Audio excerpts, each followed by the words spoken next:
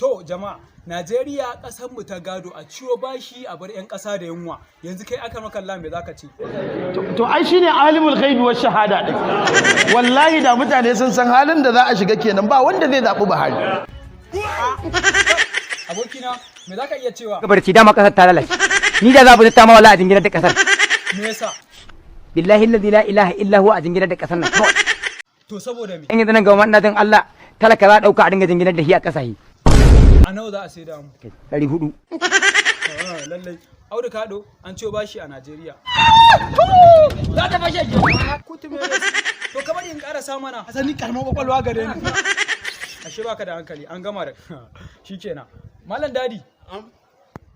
An ciwo bashi a Najeriya. Sai mu shugaban kasa likafani ma. Ba sai na datse ma jijiyoyin jini ba. Idan kuna so ku taimaka ma Buhari, ku nemi wannan scratch card. Shut up your mouth!